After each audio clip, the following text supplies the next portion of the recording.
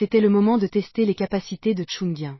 Dans son bureau, Maxime s'adossa à son fauteuil de PDG, s'apprêtant à se reposer un instant lorsque Sophie entra, ses longues jambes fines mises en valeur par des talons hauts dont le claquement sur le sol annonçait l'arrivée d'une belle femme.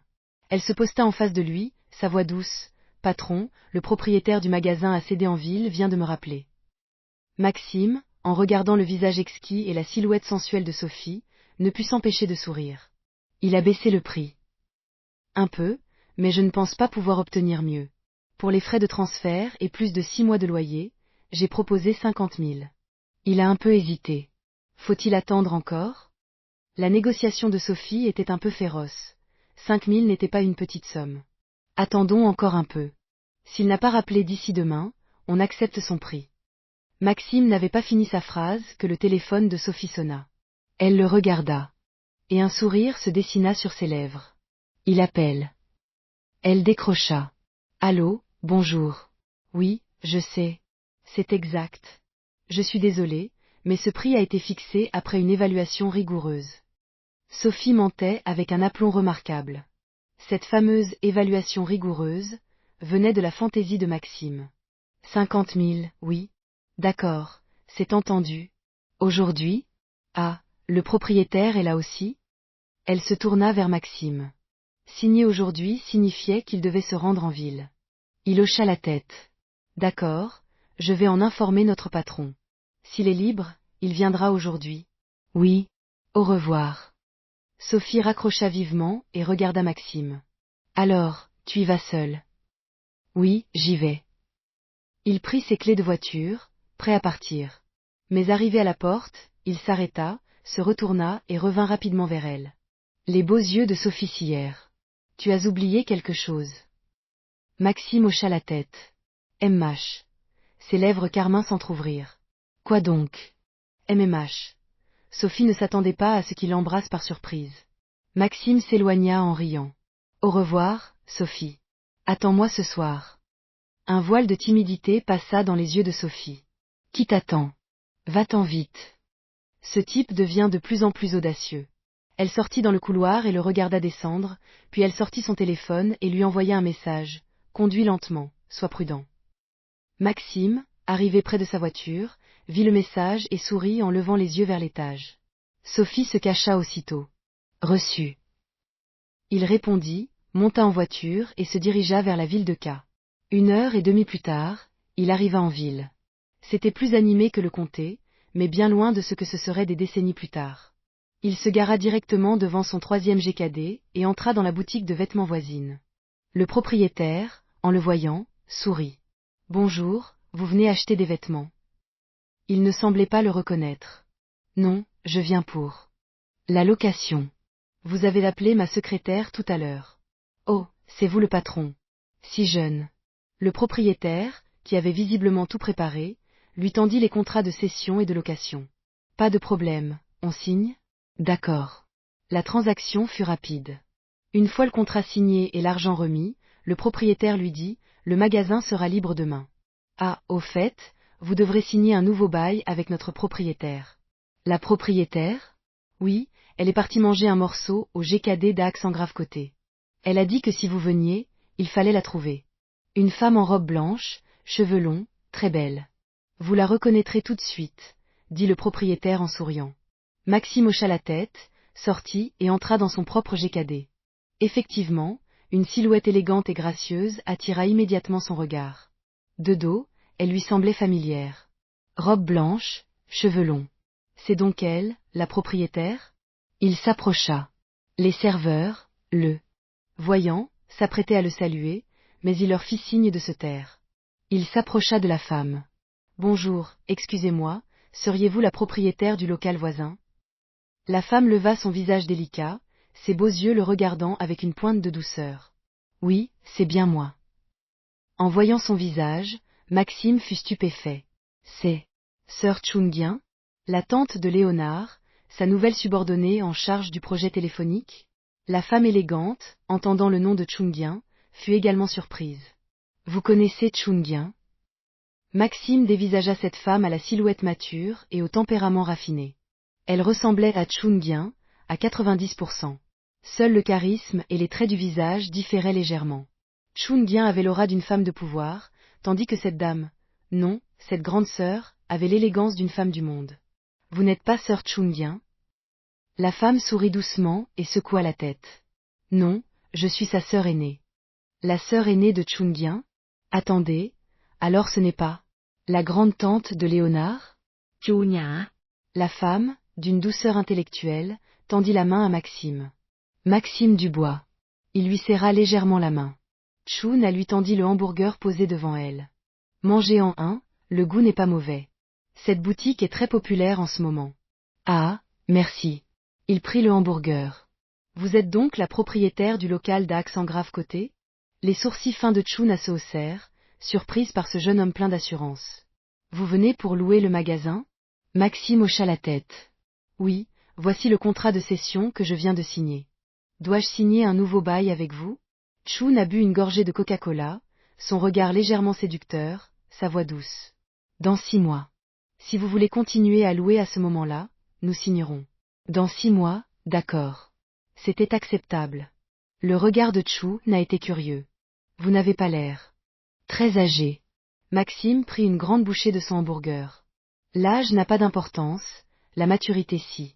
Chuna, surprise, sourit et hocha la tête. Avec une pointe de bienveillance, elle ajouta, pourquoi louez-vous ce magasin? Le commerce ordinaire ne fonctionne pas bien ici, on y perd beaucoup d'argent. À moins de faire comme ce GKD, c'est la seule façon de s'en sortir. Cette propriétaire, Chuna, était honnête au point de critiquer son propre emplacement. Elle craignait probablement qu'un jeune homme impulsif et inexpérimenté ne perde tout son capital. Mais même si les affaires n'étaient pas florissantes, c'était une artère principale de la ville. Merci beaucoup, sœur Na. J'apprécie votre gentillesse, mais j'ai tout sous contrôle, dit-il en souriant. En le voyant, Chun pensa à son propre neveu bon à rien. Comparé à Maxime, il était bien plus posé. Vous m'appelez sœur? J'ai plus de 10 ans de plus que vous. Elle sourit avec une grâce distinguée. Une femme aime toujours se faire appeler sœur par un jeune homme plein de vitalité. L'âge n'a pas d'importance, vous avez l'air d'être ma sœur. Il dit cela en prenant une autre bouchée, un peu trop grosse. Chuna, attentive, le remarqua et lui tendit son propre Coca-Cola. Tenez. Sans réfléchir, il le prit et but une grande gorgée. Ouf, merci. En reposant le verre, il remarqua la trace de rouge à lèvres sur la paille et se figea un instant. Chun réalisa alors, oh, ce verre, je viens de boire dedans. Son visage délicat et doux rougit légèrement. Ça va? Il lui rendit le verre avec naturel. Oui, merci pour le coca. Au fait, vous ne m'avez pas dit ce que vous comptiez faire du magasin. Chuna, curieuse, demanda, probablement par sollicitude d'une aînée envers un jeune. Après tout, il était poli et dégageait une confiance naturelle qu'elle appréciait. Mais il fallait encore voir s'il avait de réelles capacités. Juste vendre des boissons, répondit-il en souriant. Elle parut pensive. Vendre des boissons, comme le faisait GKD, n'était peut-être pas une si mauvaise idée. Vous pourriez vous inspirer de ce GKD. Ça pourrait marcher, suggéra-t-elle sincèrement. Merci, sœur Na. Oui, il y a beaucoup à apprendre de ce magasin. Si elle savait que ce type était le patron de GKD, quelle serait sa réaction? Comment connaissez-vous Chun-Gien? Lui dire la vérité la choquerait, elle ne le croirait probablement pas. J'ai travaillé pour elle pendant des vacances d'été. On peut dire que je suis un de ses anciens employés. Oh, vraiment? Elle sourit discrètement. Sa petite sœur était intelligente, douée pour les affaires depuis son plus jeune âge, et excellente à l'école. Après l'université, avec l'argent de leurs parents, elle avait monté une affaire florissante. Mais récemment, elle avait eu des problèmes financiers. Ce magasin, c'était Chun-Gien qui le lui avait acheté avec ses premiers bénéfices. Chun avait voulu le vendre pour l'aider, mais quelques jours plus tôt, Chun-Gien avait soudainement décidé de vendre le garage 4S. Un patron avait accepté de reprendre, mais les autres actionnaires, surtout son ex-mari, s'y étaient farouchement opposés. Il savait que sans Chun-Gien, le garage perdrait son âme.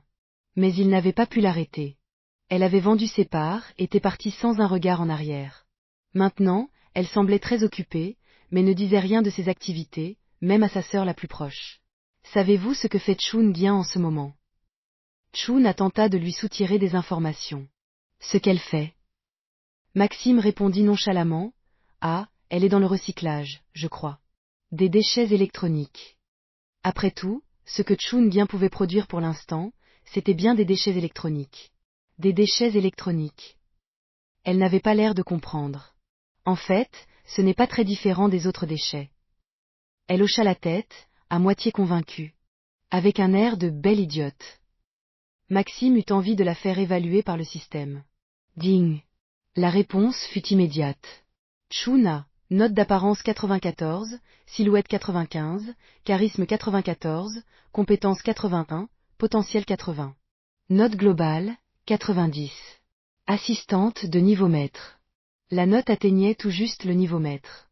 L'apparence était très élevée, la silhouette rivalisait même avec celle de Sophie.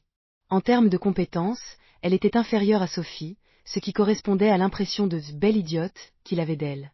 Sœur Na, si vous n'avez rien d'autre, je vais y aller. Enchanté de vous avoir rencontré. Il se leva et lui tendit la main. Chuna lui serra la main, chaleureuse et ferme. MH, d'accord, au revoir. Merci pour le hamburger et le Coca-Cola. Il prit le verre et but une autre gorgée en la regardant avec un sourire. Chuna se figea un instant, puis ses lèvres s'entr'ouvrirent et elle lâcha la paille, le visage rouge. Ce type, il me taquine? Non. J'imagine des choses. C'est moi qui ne suis pas attentive. Après son départ, la gérante du magasin, qui était à l'arrière, sortit en courant. Elle regarda Chuna. Bonjour, madame. Le jeune homme qui était assis ici, où est-il parti? Le jeune homme? Maxime? La gérante hocha la tête en souriant. Oui, Maxime, notre patron. Où est-il allé? Chuna montra la sortie. Il est parti. Attendez, vous avez dit qu'il était votre patron? Maxime, le patron de ce GKD? Elle regarda le coca qu'il avait bu, clignant des yeux, un peu perdu. Alors, il est le patron de GKD. Et moi qui lui disais de s'inspirer de GKD. Elle se sentit un peu gênée. Mais ce type ne m'a rien dit, il est vraiment discret. Et il a mangé mon hamburger et bu mon coca. Il est le patron et il veut manger gratuitement chez moi? En y repensant, elle ne savait si elle devait être fâchée ou amusée. Votre patron, il vient souvent au magasin? Ça dépend. Il n'habite pas en ville, il ne vient que de temps en temps pour les affaires. Chuna voulait vraiment le rattraper, au moins pour lui faire payer son repas. En repensant à ce qu'elle lui avait dit, elle était sûre qu'il riait sous cap. Un sentiment de honte et de colère l'envahit, mais elle ne pouvait rien faire. Agacée, elle quitta le magasin, sa silhouette grande et élégante se balançant au rythme de ses talons hauts. De son côté, Maxime retourna au comté de K. Sophie était en train de superviser des ouvriers qui transportaient du matériel, des ordinateurs, indispensables pour le travail. De plus, suite à l'incident avec Léonard, Maxime avait demandé à Sophie de faire installer des caméras de surveillance. Les premier, deuxième et troisième étages, ainsi que le GKD et la boutique de thé au lait, étaient maintenant couverts, sans aucun angle mort, pour dissuader les petits voyous. Tu es de retour? Les yeux de Sophie s'illuminèrent de joie en le voyant. Comment se sont passées les négociations? Il sourit. C'est réglé. Il déménage. Demain, on pourra commencer les travaux. Sophie, d'accord. Quand les ouvriers iront là-bas, ils en profiteront pour installer les caméras dans les deuxième et troisième magasins. Ah, au fait, apprends-moi à me servir de l'ordinateur. Maxime hocha la tête. Ils montèrent ensemble. L'ordinateur était encore une nouveauté. Dans ce petit comté, les cybercafés étaient rares et beaucoup de gens n'y avaient jamais touché. C'était considéré comme de la haute technologie. Sophie attendait le retour de Maxime pour apprendre. Thérèse savait s'en servir, mais son cabinet d'avocat avait une grosse affaire et elle était très occupée. Maxime installa habilement l'ordinateur, Sophie observant attentivement à ses côtés. Elle apprenait vite, et surtout, elle était curieuse et avide de savoir. Son bureau était maintenant couvert de livres et de cahiers. Maxime aimait beaucoup ce genre de femme, forte et indépendante. Voilà, c'est installé. Sophie, allume-le. Il la regarda, sa silhouette. Mature et séduisante à ses côtés. Comment on allume? Il faut appuyer ici et ici? Elle montra le bouton d'alimentation de la tour et celui de l'écran. Il lui avait expliqué brièvement les composants, et elle avait déjà presque tout compris. Une femme intelligente. Il sourit et hocha la tête. Vas-y. Elle appuya sur les deux boutons. La tour se mit en marche, l'écran s'alluma. C'est allumé. Elle regarda l'écran avec curiosité. Comment on tape? Comment on fait un document? À peine ouvert, elle pensait déjà au travail, avide d'apprendre pour s'améliorer. Maxime réalisa que le succès de Sophie n'était pas dû au hasard, mais à son propre travail acharné. Asseyez-vous, dit-il en lui montrant le fauteuil. Une fois assise, elle semblait encore un peu tendue face à cette nouveauté. Pour taper, il y a deux méthodes, le Wubi et le Pinyin. Maxime activa son mode professeur patient pour sa femme. Le temps passa vite. Sophie apprenait à une vitesse folle. Elle choisit le Wubi, un peu plus difficile mais plus efficace. Elle mémorisait le tableau des caractères tout en tapant lentement. Pour taper vite, il fallait du temps et de la pratique. Sans s'en rendre compte, la nuit tomba. Les lumières du supermarché, du GKD, de la boutique de thé au lait et de la salle de jeu s'éteignirent les unes après les autres. Les employés rentrèrent chez eux. Sophie, concentrée sur son clavier, se sentit un peu fatiguée. Elle s'étira, ses fesses un peu endolories. Elle se leva pour bouger un peu. Chacun de ses gestes, même une simple torsion de la taille, était empreint du charme d'une femme mûre et terriblement séduisant. MH, où est Maxime? Trop absorbée, elle n'avait pas remarqué qu'il avait quitté le bureau. À ce moment, des pas résonnèrent dans le couloir, accompagnés d'une odeur délicieuse qui lui ouvrit l'appétit. Son estomac gargouilla bruyamment.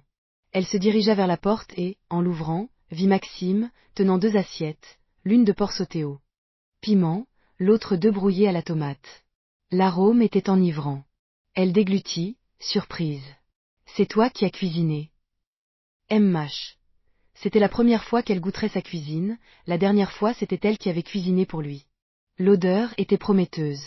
Elle avait vraiment faim. Mais elle se souvenait de ses plats brûlés la dernière fois. Celui-ci, au moins, n'avait pas l'air collé à la poêle, ça devait être mangeable. Bien sûr que c'est mangeable. La dernière fois, en jouant avec Blanche, il avait oublié qu'il avait cette compétence.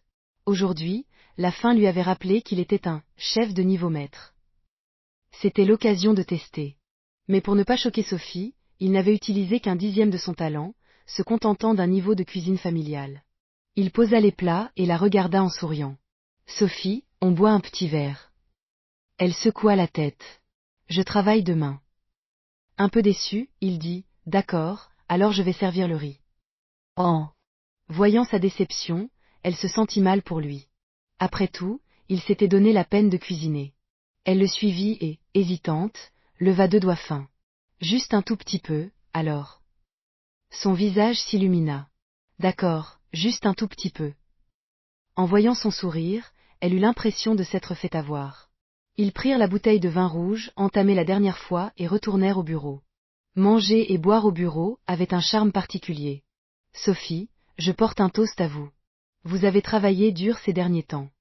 Pas du tout. J'aime cette vie trépidante, dit-elle avec un sourire tendre en trinquant avec lui. Elle porta le verre à ses lèvres, le vin rouge humidifiant sa bouche. C'est bon. Voyons voir ce que notre patron m'a préparé. Elle prit un morceau de viande, le mâcha, et ses yeux s'illuminèrent. Mâche, pas mal du tout. Un grand progrès par rapport à la dernière fois. C'est passable, dit-il modestement. Ses lèvres rouges se soulevèrent. Tu es prêt à te marier et à fonder une famille maintenant. Il fut un peu surpris. Quelle femme pourrait me donner envie de faire ça? Les yeux de Sophie sillèrent, elle pinça les lèvres. Aucune? Il toussa et dit sérieusement, aucune. Une ombre de tristesse passa dans ses yeux, puis elle laissa échapper un petit grognement. C'est vrai, personne n'est digne de notre grand patron. Il s'approcha d'elle en souriant, la regardant avec des yeux brillants. Personne, à moins qu'elle ne s'appelle Sophie Morel. Sophie se figea un instant, puis son visage s'empourpra, son cœur battant comme un petit cerf au milieu d'une discothèque. Moi, je ne suis pas digne. Cette franchise de Maxime lui plaisait et la faisait paniquer à la fois.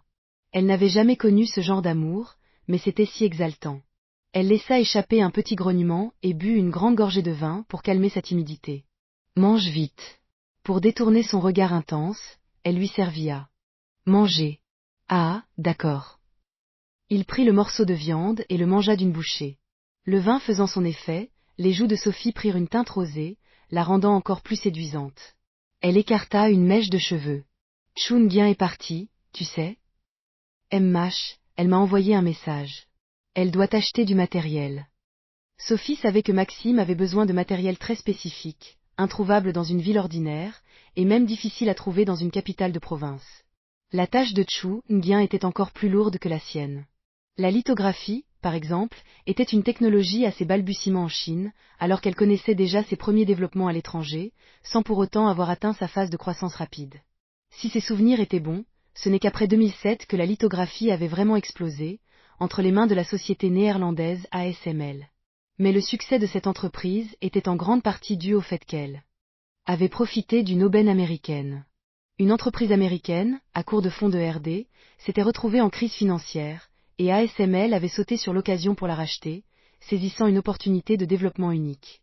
Ce que Maxime voulait maintenant, c'était que Chu Nguyen pose les bases, pour ensuite pouvoir couper l'herbe sous le pied de ses concurrents, économisant ainsi du temps, de l'énergie et de l'argent. MH, j'ai bien mangé. Tu as bien cuisiné, tu as du talent, dit-elle en l'admirant. Juste un petit talent. Tu en veux encore? Il prit la bouteille, prêt à la resservir. Non, c'est bon comme ça. Je me sens un peu pompette. Ses yeux étaient un peu voilés par la fatigue et l'alcool. Un peu de vin était parfait pour se détendre. Sa silhouette mature et voluptueuse, après avoir bu, dégageait un charme enivrant. Il en reste une gorgée, tu la bois? Il lui tendit son verre. Elle se mordit la lèvre, se redressa et secoua la tête avec une pointe de coquetterie. C'est ton verre, je ne bois pas. Il fronça les sourcils, un peu mécontent, et vida le verre d'un trait. Sophie sourit, mais son sourire se figea la seconde suivante. Il se pencha vers son visage rougi et l'embrassa. MH. Mais à ce moment-là, à l'extérieur de la fenêtre du bureau, se tenait une silhouette de jeune fille, grande, élancée et pleine de fraîcheur, Chloé Morel. Elle regardait la scène, stupéfaite. La veille, elle avait pu se mentir, se dire qu'à 4 étages de distance, elle avait mal vu. Mais maintenant, si près, à travers la vitre, tout était parfaitement clair. Maxime, ce n'est pas un homme, il ose vraiment s'en prendre à ma mère. Mais ce qui la choquait encore plus, c'est que Sophie ne montrait aucun signe de résistance. Au contraire, son attitude était celle d'une amante. Les yeux de Chloé rougirent, ses mains se crispèrent. Elle aurait préféré ne pas être là, ne pas voir ça. Aujourd'hui, elle était en congé et se promenait avec son ami Liu. Siu. En rentrant, elle était passée par là et avait vu de la lumière au bureau. Elle savait que Sophie y était probablement encore. Depuis qu'elle était sa secrétaire, elle partait tôt et rentrait tard, complètement absorbée par son travail. Ce travail de secrétaire est-il si fascinant? Pleine de ressentiment, elle était montée, pour tomber sur cette scène qui fit monter sa tension en flèche. Elle prit une profonde inspiration, réprima sa colère, se retourna et frappa violemment à la porte. Le bruit les fit sursauter. Si tard, tout le monde était censé être parti.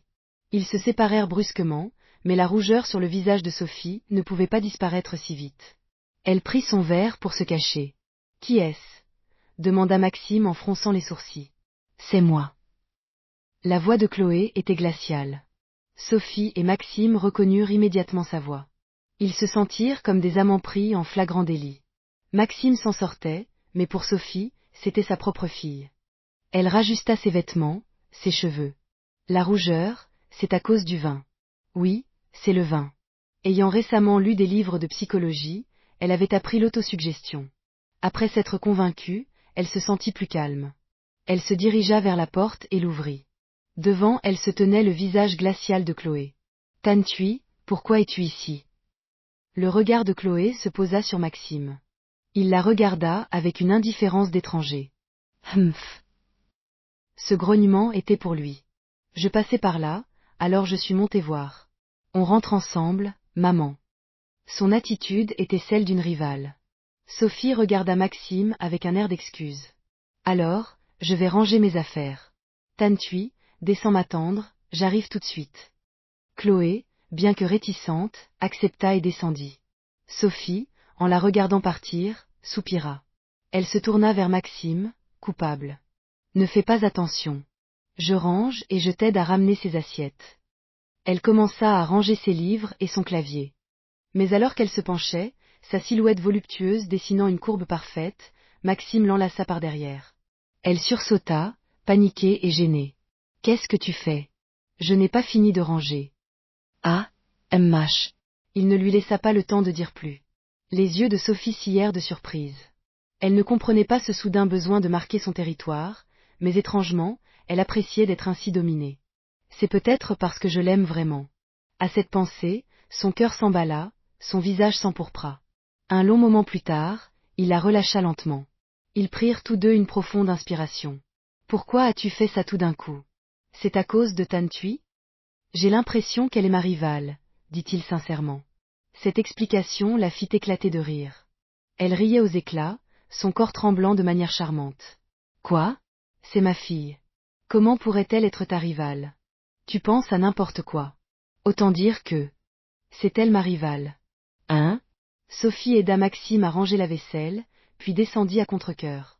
Elle ne pouvait pas attendre trop longtemps, de peur que Chloé ne remonte. Repose-toi bien. Ses yeux étaient pleins de tendresse. Maxime soupira. Vas-y, rejoins ta fille. Voyant son air dépité, elle ne put s'empêcher de rire. Elle s'approcha de lui, son visage tout près. Mh. Un baiser fugace. Il la regarda, abasourdi. Ce n'était pas la première fois qu'elle l'attaquait par surprise. Bonne nuit. Elle lui fit un signe de la main, un sourire tendre dans les yeux. Je dois vraiment y aller.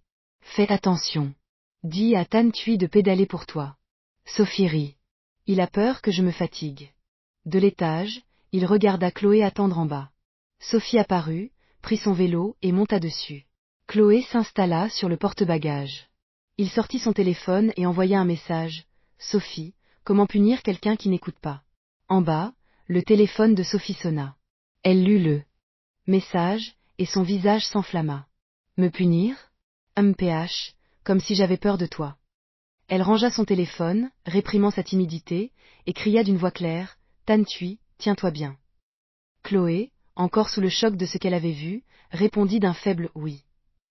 Le vélo s'élança. Quelques minutes plus tard, elles étaient chez elle. Sophie envoya un message à Maxime pour lui dire qu'elle était bien arrivée. Le lendemain, Maxime se leva très tôt pour configurer le système de surveillance de tout le bâtiment. Quand il eut presque fini, les employés commencèrent à arriver. Comme d'habitude, Sophie lui apporta son petit déjeuner. Il venait de s'asseoir à son bureau. Bonjour, patron. Son ton était celui d'une vraie secrétaire. Votre petit déjeuner. Elle le posa sur son bureau. Aujourd'hui, elle portait une tenue différente. Pas de tailleur-jupe, mais un jean moulant qui révélait ses longues jambes fines. Il lui fit signe de s'approcher. Secrétaire Su, venez ici. C'était rare qu'il ne l'appelle pas Sophie. Ce secrétaire Su fit battre son cœur. Qu'y a-t-il? Elle s'approcha. Il montra son bureau. Ce bureau est un peu sale, nettoyez-le pour moi. Le bureau était plutôt propre, mais puisqu'il le demandait. En tant que secrétaire, elle n'avait jamais fait ce genre de tâche. D'accord, patron. Un sentiment étrange et agréable l'envahit. Elle alla chercher un chiffon. Il la regarda, amusée. Elle se mit à nettoyer méticuleusement. En soulevant son clavier, ses yeux brillèrent d'un éclat malicieux. Patron, c'est ça, la punition dont vous parliez hier soir. Pas mal, elle s'est provoquée maintenant. On dirait que je ne vais pas pouvoir y couper aujourd'hui. Nettoyez bien. Il se leva et passa derrière elle. Elle se tourna pour nettoyer la vitre, ses longues jambes droites, son jean dessinant une courbe des hanches extrêmement provocante. Sans un mot, sa main se leva et s'abattit. Clac. Ah. Elle sursauta, se retourna, le visage rouge de honte et de timidité. Toi? Il afficha un sourire triomphant. Ça, c'est la punition. Si vous n'écoutez plus, ce sera la même chose. Ses yeux s'écarquillèrent, elle rougit et resta sans voix. Elle ne refusait pas. Il la regarda d'un air scrutateur. Qu'est-ce que tu regardes? Mange ton petit déjeuner, dit-elle en quittant rapidement le bureau, de peur d'une autre punition. Ce court prélude punitif terminé, Sophie se plongea dans son travail. Sa frappe au clavier devenait de plus en plus rapide. Thérèse, en arrivant, fut surprise de voir son ordinateur. Elle en avait un aussi, mais pas encore installé. Pareil pour Blanche et Laura. BNG, NHCI, LL, vous pouvez les installer vous-même. Blanche et Thérèse hochèrent la tête. Je sais faire. Seule Laura, un peu gênée, admit, je ne sais pas. On va t'aider, dit Thérèse en souriant. Une fois les ordinateurs installés, Blanche regarda Sophie avec des yeux pleins d'attente. Sœur VN. On a Internet? Le patron a contacté quelqu'un, il doit venir l'installer ce matin. Ce matin? Génial. Le côté « gameuse » de Blanche refaisait surface. On peut faire quoi avec Internet? Demanda Sophie, toujours curieuse. Oh, on peut faire plein de choses. Sans Internet, un ordinateur, c'est comme un corps sans âme, ou du tofu sans sucre. Sophie rit. Concrètement. Pour faire simple, c'est le partage. On peut faire plein de choses ensemble, comme jouer à des jeux. On peut aussi utiliser un logiciel de chat, QQ, pour discuter. Comme les SMS. Oui, mais c'est gratuit. On peut envoyer des messages à qui on veut. Génial.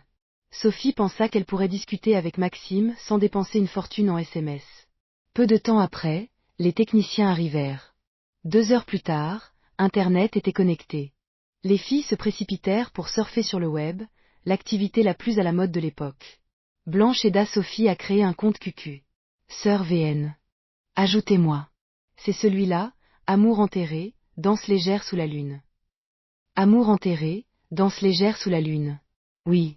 Blanche était très fière de son pseudo. Maxime, qui écoutait, ne put s'empêcher d'éclater de rire.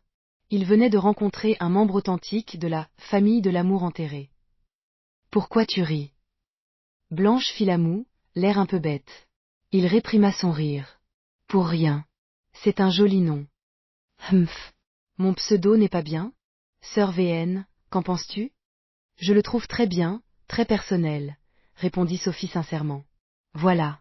Sœur VN me comprend, elle. Bon, si ça leur plaît. Maxime secoua la tête en souriant. Sophie, Blanche et Thérèse étaient regroupées, comme des meilleures amies. Il sortit faire un tour. Les boutiques de thé au lait et GKD étaient toujours bondées. Le supermarché marchait bien aussi, en partie grâce à Laura qui contrôlait rigoureusement les prix d'achat, augmentant considérablement les marges par rapport à l'époque de Lemaire, qui se servait au passage. Sinon, comment aurait-il pu racheter le supermarché à sa mère adoptive, Hélène? Maxime se souvint que Laura lui avait parlé de Lemaire la veille. Il s'apprêtait à ouvrir un supermarché à proximité, les travaux étaient déjà terminés. Après son licenciement, il avait voulu se venger. Il méprisait les activités de Maxime, GKD, thé au lait, salle de jeu, qu'il considérait comme des distractions. Pour lui, un supermarché devait se concentrer sur son cœur de métier. Il pensait que la clientèle de GKD n'apportait rien au supermarché, qu'il fallait convertir chaque visiteur en acheteur. Fort de ses décennies d'expérience, il était convaincu de pouvoir faire mieux que ce gamin. Maxime, lui, n'y prêtait aucune attention. Il n'était pas dans la même ligue. L'expérience dont le maire était si fier ne valait rien à ses yeux. Dans l'après-midi, il retourna au bureau. Seule Sophie était là. En le voyant, elle toussa et dit d'une voix douce. Patron, quel est votre numéro QQ? Il prit l'air froid et distant qu'il avait au lycée quand une fille lui demandait ses coordonnées. Pourquoi? Pour vous ajouter, afin de faciliter les communications professionnelles. Ça vous va? Son ton était sincère, son regard implorant. Il réprima un rire et s'approcha pour taper son numéro. Sophie regarda les informations sur l'écran, ses lèvres se courbant en un sourire. L'amour d'une sirène. Maxime se figea, son visage rougissant. Il avait oublié de changer ce pseudo ridicule de l'époque de la famille de l'amour enterré. Il n'avait pas eu le temps de surfer sur le net, alors il n'y avait pas pensé.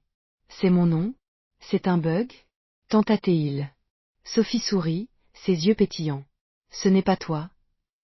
Il sortit son téléphone, se connecta à QQ, changea son nom, et en profita pour ajouter Sophie. Son pseudo était DongVN. Il changea encore de nom, CS. Ah, quelqu'un m'a ajouté. CS? Qui est-ce? Demanda Sophie. Avec un sourire entendu. C'est moi, répondit-il sèchement. Elle parut perplexe. Patron, que signifie CS? C'est l'initiale de mon nom de famille. Et le S? Il s'assit dans son fauteuil. Mon épaule est un peu raide. Le message était clair. Elle se mordit la lèvre rouge, ses yeux pleins d'une tendresse indulgente, et se plaça derrière lui, ses mains délicates se posant sur ses épaules. MH, pas mal. Il ferma les yeux de plaisir. Voilà une vraie secrétaire. Alors, ce S? Il allait parler quand des pas précipités se firent entendre, suivis de la voix inquiète de Blanche. Patron. La porte s'ouvrit. Blanche, le visage grave, annonça, Patron, au 2e étage, plusieurs machines de jeu sont en panne. Et les pinces des machines à grappin ont été cassées. Il fronça les sourcils. C'est intentionnel. Oui, il y a des traces de vandalisme évidentes. Hier, tout était normal. Oui, j'ai vérifié avant de partir hier soir. Tout était en ordre. Y. A-t-il eu un moment où vous n'étiez pas là aujourd'hui? Blanche réfléchit, les sourcils froncés. Seulement pendant la pause déjeuner. À ce moment, la voix claire de Sophie intervint. NHCI, n'as-tu pas dit qu'à midi, c'était l'anniversaire de quelqu'un au 2e étage et que vous étiez tous allés manger au GKD?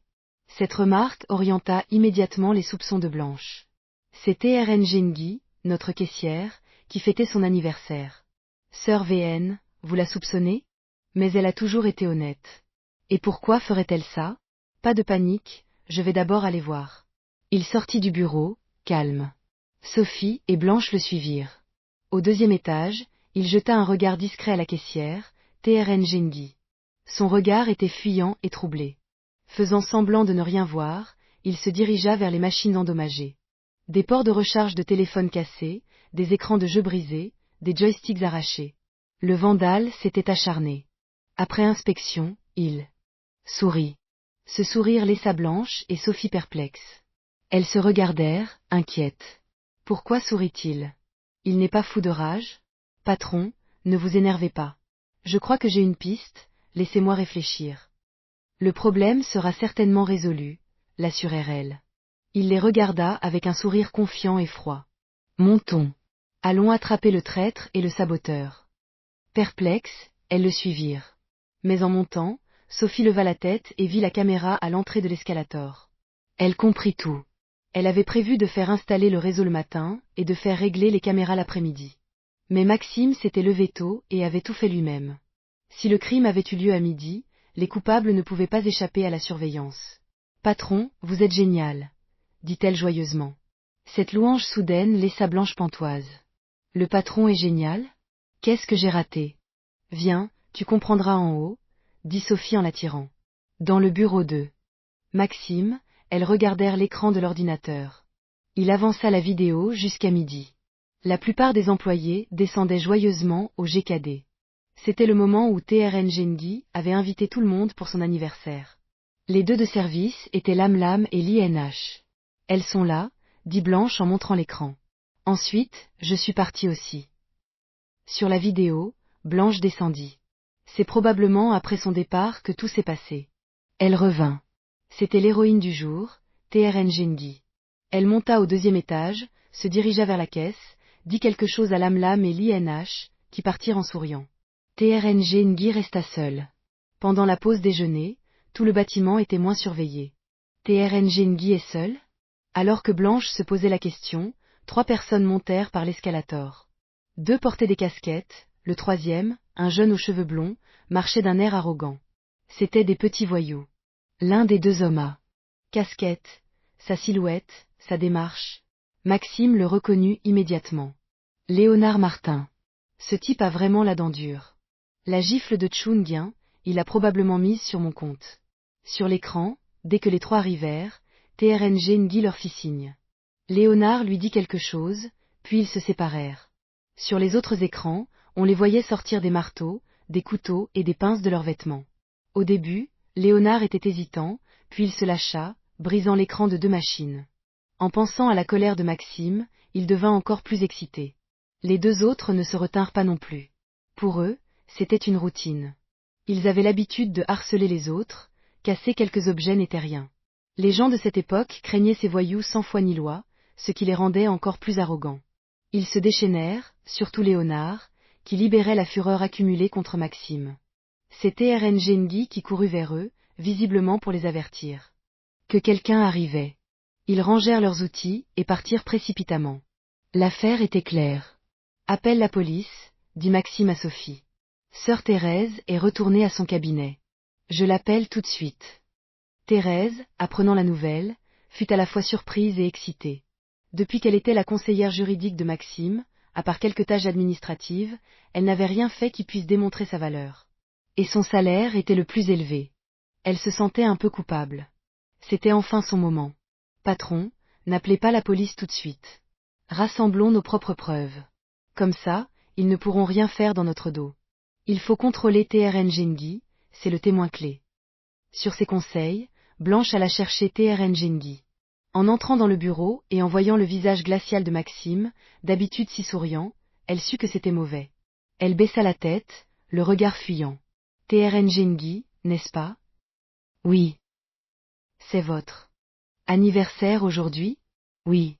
Joyeux anniversaire. Ah, merci, patron. Elle fut surprise qu'il lui souhaite son anniversaire. C'était vraiment son anniversaire. Pas besoin de me remercier. Nos machines de jeu ont été endommagées, vous le savez? Je sais. Qui a fait ça, vous le savez? Je ne sais pas, répondit-elle fermement. Elle était préparée. Maxime hocha la tête. La manière douce ayant échoué, il fallait passer à la manière forte. Savez-vous combien il faut payer pour dédommager ces machines? Savez-vous que si la valeur des biens endommagés dépasse 5000, c'est de la prison? À ces mots, TRN Genghi pâlit. Diplômée du lycée, comment pouvait-elle savoir ça? Vous ne voulez toujours pas avouer? Ce n'est vraiment pas moi qui ai cassé les machines. D'accord. Alors, voulez-vous voir ça? Il tourna l'écran de l'ordinateur vers elle. Cette fois, elle resta sans voix, les yeux pleins de choc. C'est la caméra de surveillance dont parlait Blanche? Mais elle n'avait pas dit qu'elle n'était pas encore prête? Comment a-t-elle pu nous filmer? Face au regard glacial de Maxime, elle se mit à trembler, ses yeux s'emplirent de larmes, et elle éclata en sanglots. J'ai été forcée. Patron, n'appelez pas la police. Je ne veux pas aller en prison. Racontez-moi tout, en détail, dit-il d'une voix de glace. La semaine dernière, un homme est venu me demander mon numéro de téléphone, il voulait être mon ami, m'inviter au karaoké le soir. Commença-t-elle d'une voix tremblante. Une demi-heure plus tard, la police arriva. Après interrogatoire, ils emmenèrent TRN Genghi et les 2 autres caissières au poste pour une déposition. Maxime et Blanche, en tant que victimes, durent y aller aussi. Thérèse accompagna Maxime. Avoir une avocate à ses côtés, c'était rassurant. Sophie resta pour s'occuper du supermarché. Au poste de police, après les dépositions, Thérèse fournit la vidéo comme preuve. Avec cette preuve, la police fut très efficace. Moins d'une demi-heure plus tard, les 3 suspects étaient amenés. Léonard descendit de la voiture, l'air serein. Derrière lui, ses 2 acolytes, surtout le blond, affichaient une arrogance méprisante. Le poste de police, ils connaissaient. Pour eux, c'était presque une médaille. Bagarre, vandalisme, quelques jours de détention, une amende, et c'était réglé. Et puis, leur Ossa avait des relations. Voyant Maxime, Léonard lui adressa un sourire entendu. Vieil ami, alors comme ça, ton magasin a été saccagé? Ne sois pas fâché, je vais demander à mes frères de t'aider à enquêter. Il faut faire le ménage. Il était d'une arrogance sans borne, sûr de son soutien. Juste derrière la voiture de police, une grosse Mercedes entra. Un homme d'âge mûr, grosse chaîne en or, l'air féroce, en descendit. Papa. L'homme regarda son fils avec sollicitude. Fils, ça va? Léonard montra Maxime avec haine. Ça va. Papa, c'est ce Maxime dont je t'ai parlé. Le bon camarade de classe qui a acheté ma voiture. Le regard de l'homme devint mauvais. D'accord. Attends un peu, je vais bien m'occuper de lui. Il se tourna et entra dans un bureau. L'affaire devenait intéressante. Le père de Léonard, l'âme fille-femme, était un voyou connu dans le comté, un homme cruel qui avait un casier judiciaire bien rempli. Les bagarres étaient pour lui monnaie courante. Cela l'avait rendu arrogant et sans peur. Bien sûr, il avait rapidement fini en prison. À sa sortie, il avait rassemblé ses anciens frères, mais avait appris à être plus prudent, se liant d'amitié avec des gens influents et ne se salissant plus les mains lui-même. Aujourd'hui, il se relaxait avec ses frères dans un club quand son fils l'avait appelé. En entendant parler de Maxime, il s'était enflammé. C'était ce gamin qui était responsable de la perte d'argent de son fils. Personne n'avait jamais profité de lui comme ça. Une demi-heure après être entré, il ressortit et regarda Maxime avec un sourire entendu. Maxime, c'est ça? Léonard m'a dit que tu étais très fort. Montre-moi un peu. Après avoir parlé, quelqu'un vint chercher Maxime, Blanche et TRN Genghi pour une nouvelle déposition. Maxime fronça les sourcils. L'affaire prenait une mauvaise tournure. Les dépositions s'enchaînaient, les tracasseries se multipliaient. C'était la méthode de l'âme fille-femme. Thérèse comprit que si cela continuait, le témoin, Tr Nguyen, pourrait changer de camp. Puisque l'âme fille-femme utilisait des méthodes peu orthodoxes, elle allait faire de même. Elle sortit son téléphone et composa un numéro qu'elle aurait préféré ne pas appeler. Le téléphone sonna une fois et quelqu'un décrocha. Une voix pleine d'autorité et de droiture retentit. Bang Nhi. La voix de l'homme était surprise et joyeuse. Il ne s'attendait pas à ce qu'elle l'appelle un jour. Comment va ton cabinet d'avocat ces derniers temps? Mon patron a des ennuis. Dans le bureau du secrétaire du comité du parti de la ville de K, le secrétaire THM écoutait attentivement la description de l'affaire par sa fille. Son front se plissa. L'affaire semblait liée à une enquête de corruption en cours. Ne t'inquiète pas. Cette affaire sera traitée de manière juste et équitable, conformément à la loi. Cette réponse rassura Thérèse. Dans des conditions équitables, Léonard ne pourrait pas s'en sortir. Juste à ce moment-là, Léonard sortit de la salle d'interrogatoire. Les yeux de Thérèse se plissèrent. Elle regarda l'oncle qui venait de sortir. Léonard passa nonchalamment devant la salle d'interrogatoire de Maxime. Vieil ami, je m'en vais. Prends ton temps pour ta déposition. C'est sympa, ici. J'ai presque envie de venir tous les jours. Son attitude était d'une arrogance extrême. Maxime tapota la table du bout des doigts, l'air détaché, l'ignorant. TSK, il est plus de 10 heures, j'ai un peu faim. Allons manger un morceau. Officier Fan, vous avez travaillé dur. Je vous apporte. Quelque chose tout à l'heure, dit Léonard à l'oncle qui l'avait interrogé. L'autre sourit et hocha la tête, puis se tourna vers Maxime avec un regard entendu. Gamin, je te conseille de laisser tomber cette affaire. Ce ne sera pas bon pour toi. Tu devrais comprendre. Un sourire méprisant se dessina sur les lèvres de Maxime. Au même moment, Léonard passa devant Thérèse avec un sourire suffisant. Ma sœur, on se revoit. Une si belle femme, faites attention en rentrant seule la nuit. Léonard, ne te réjouis pas trop vite, dit-elle froidement. Il écarta les bras. Que peut faire une avocate? La dernière fois, c'est parce que mon père n'était pas là que vous m'avez fait peur. Cette fois, je vais écorcher vif ce Maxime. Il monta dans la voiture de son père et partit en trombe. Thérèse demanda à l'officier et apprit que Léonard avait été libéré sous prétexte d'un grave problème de santé nécessitant un examen médical. Une excuse parfaite. Elle prit son téléphone, pensant. Vieil homme, qu'est-ce que tu attends? Dans la voiture, Léonard, excité, regarda son père. Papa, tu es génial. C'est une petite affaire. Mais, fils, souviens-toi, la prochaine fois, ne te salis pas les mains. Ah, mais j'avais tellement de colère en moi, c'était insupportable. Je sais, ce point-là, tu le tiens de moi. Mais il faut se contrôler. L'âme fille-femme comprenait son fils. Laisser quelqu'un d'autre se venger n'était pas la même chose que de le faire soi-même. C'était comme regarder une belle femme se doucher au lieu de l'aider soi-même. Une différence abyssale. Allons-y, papa, allons manger quelque chose de bon. Oui, appelle l'oncle Zhang et les autres. Les deux, très joyeux, se dirigèrent vers un restaurant de nuit. L'âme fille-femme sortit son téléphone, mais une sirène de police retentit. Plusieurs voitures de police passèrent en trombe. Sa main trembla.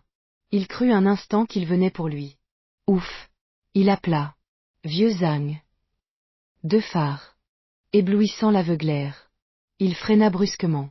Léonard et lui plissèrent les yeux. Qui est cet aveugle qui veut mourir? Jura Léonard en sortant de la voiture. En voyant les uniformes de police, il se figea. Qu'y a-t-il? L'homme fille-femme. Léonard Martin? Oui. Garez-vous. Venez avec nous. Ah, il doit y avoir une erreur. Pas d'erreur. L'âme fille-femme, vous êtes suspecté dans une affaire de meurtre commandité, de corruption et d'organisation de bandes criminelles.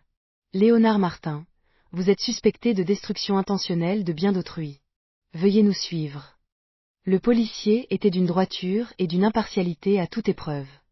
7 ou 8 autres policiers les encerclaient, prêts à intervenir. L'âme fille-femme força un sourire. Camarade, je suis un bon ami du directeur Lam de votre bureau. Puis-je le voir? Désolé, il fait aussi l'objet d'une enquête. À ces mots, l'âme fille-femme sentit son corps trembler. Il resta figé, son regard perdant toute lueur. Papa, ça va? C'est fini, tout est fini. Au poste de police, Thérèse apprit que tout se déroulait de manière équitable. Elle poussa un soupir de soulagement. En voyant le père et le fils l'âme ramenée menottée, un sourire apparut enfin sur son visage glacial. « Oh, vous êtes rentrés vite de votre repas de fin de soirée, » dit-elle en les voyant passer. Léonard, l'âme fit femme, le retournement de situation était trop rapide. Léonard était abasourdi, et même l'âme fit femme ne comprenait pas ce qui se passait. Maxime et Blanche n'eurent pas besoin de refaire leur déposition. Avec les 2 vidéos et le témoignage, Léonard ne pouvait pas s'échapper. Il venait d'avoir 18 ans, il allait recevoir une bonne éducation. Quant à son père, les charges semblaient bien plus graves. Nous avons 2 options, expliqua Thérèse à Maxime.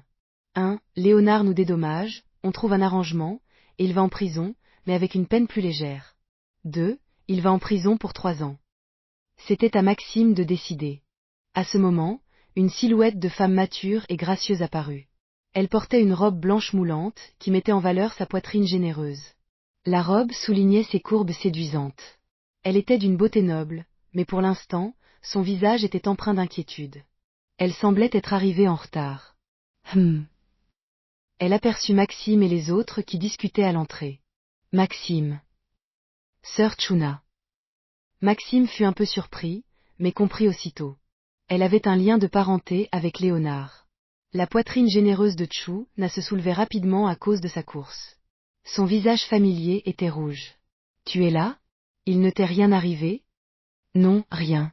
Quelqu'un a cassé mes machines de jeu, je suis venue faire une déposition. » À ces mots, elle se figea, ses yeux s'écarquillant. « La personne qui a cassé tes machines ne s'appelle pas Léonard, n'est-ce pas? » « Si.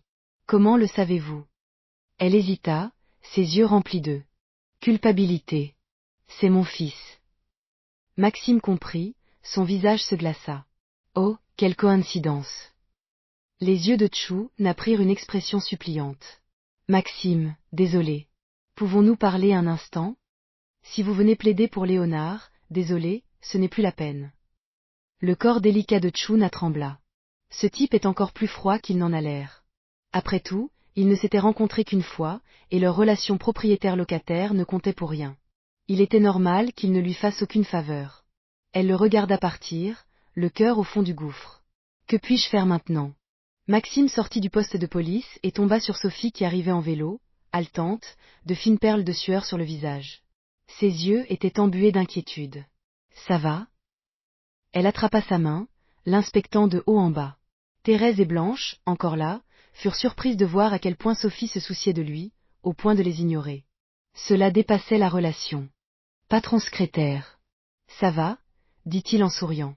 AM, sœur VN, vous ne vous souciez pas de nous? Vous ne vous occupez que du patron, dit Thérèse, faussement jalouse.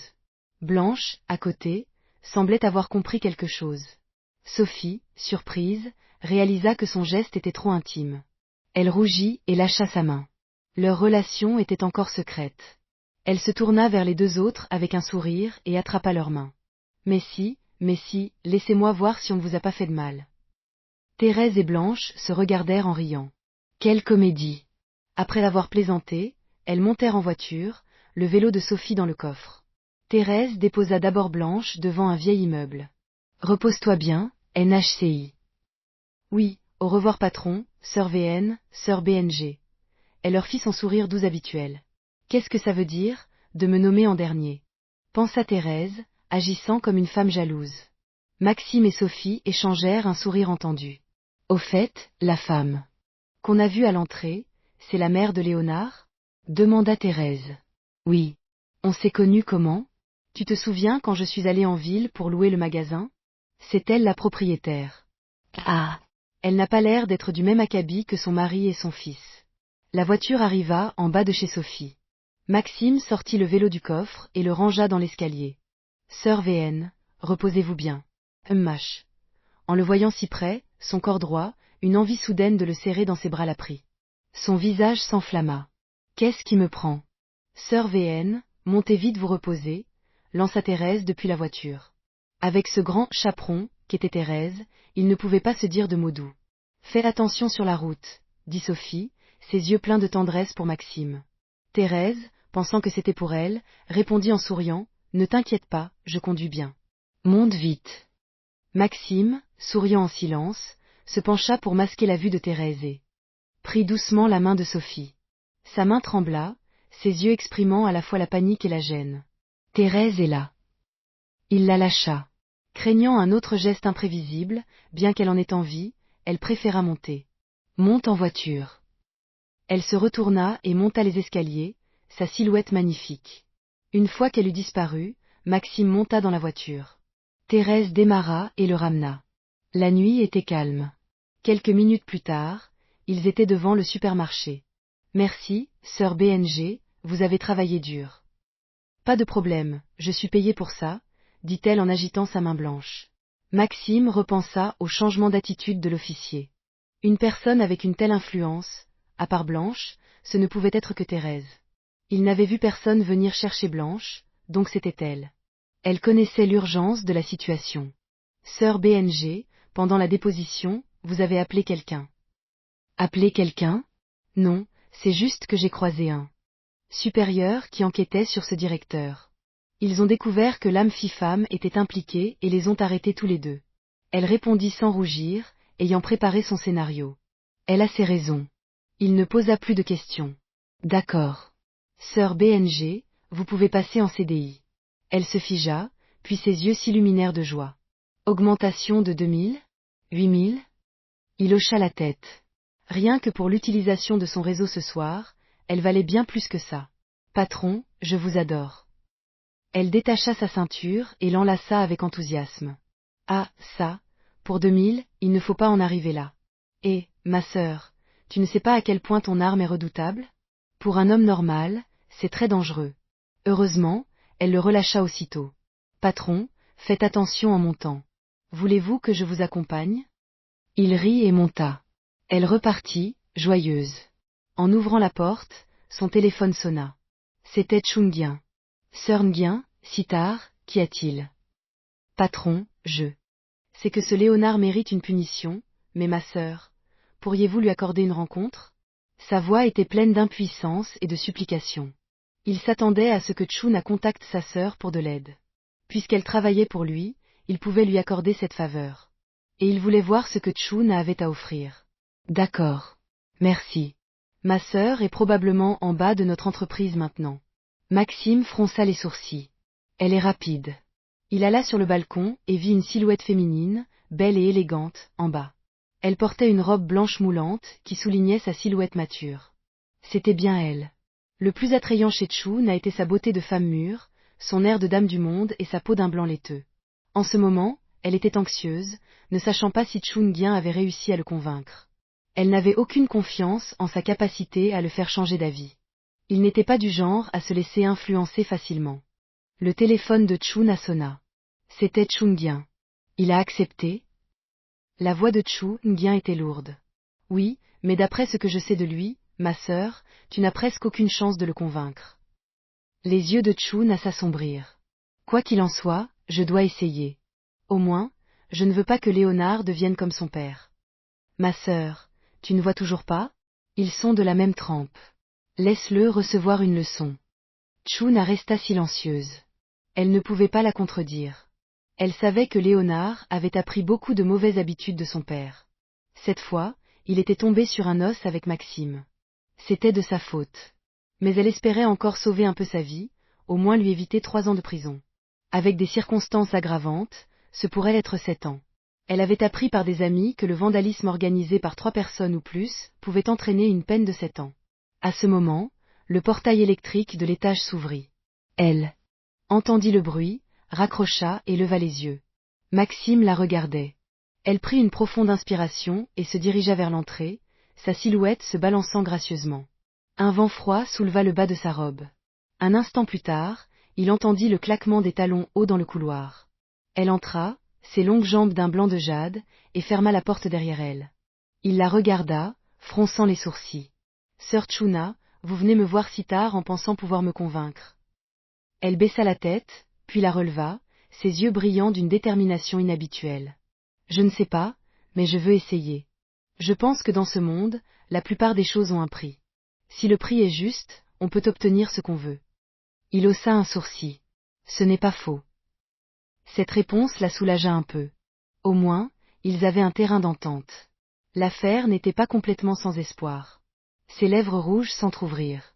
Alors, laissez-moi vous parler du prix que je peux offrir. Il fit un geste de la main, l'invitant à parler. Dans cette négociation, il avait tous les pouvoirs. Elle était comme un poisson sur une planche à découper. Premièrement, je vous dédommagerai 10 fois pour toutes vos pertes. Son expression ne changea pas. C'était prévisible. Il ne serait pas ému par un peu d'argent. Un bien immobilier dans la ville de K, plus le magasin que vous louez. Il écarta les mains d'un air détaché. Sœur Chuna, si ce n'est qu'une question d'argent, vous pouvez partir. Il n'en manquait pas, et elle n'en avait probablement pas tant que ça. Son garage était en perte, l'immobilier et le magasin devaient être ses derniers biens. Il n'en avait que faire. Cette phrase détruisit son dernier espoir. À part l'argent, qu'avait-elle d'autre?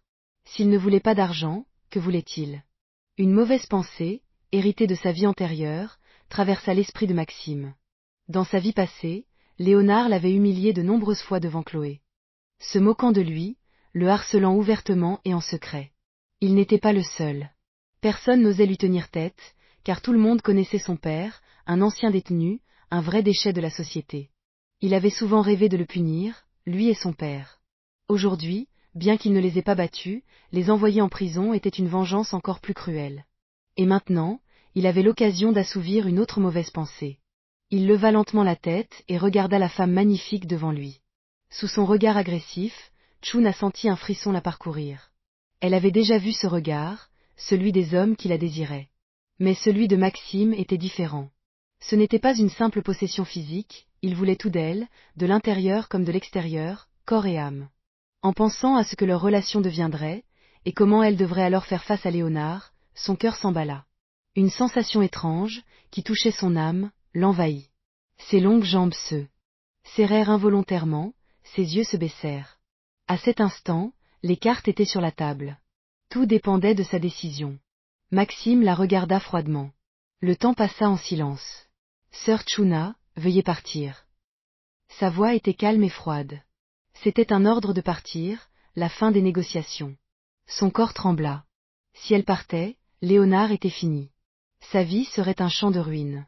Le sauver ou non, la décision était entre ses mains. Ses doigts se crispèrent. Puis, comme si elle avait pris une décision, elle se tourna vers la porte. Elle voulait partir.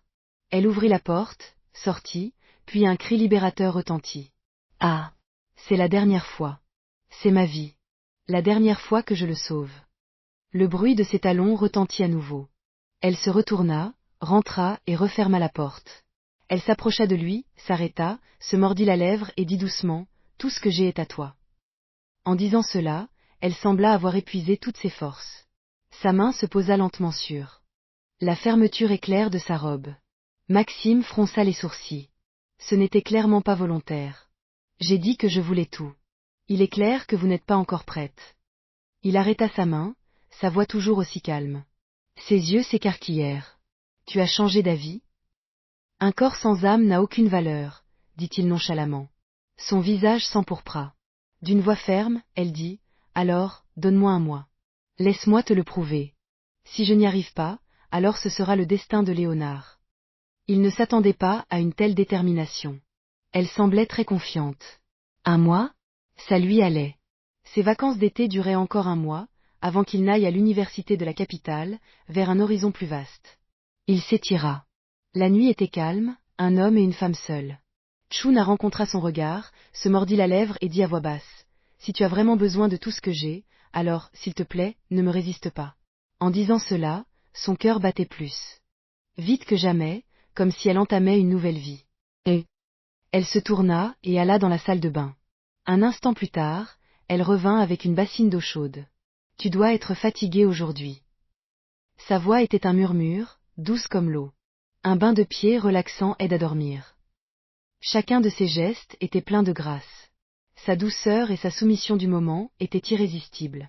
Maxime apprécia en silence son service attentionné. Après le bain de pied et le massage, il se sentit beaucoup plus détendu. Le sommeil le gagna. Cette nuit-là, Maxime dormit paisiblement.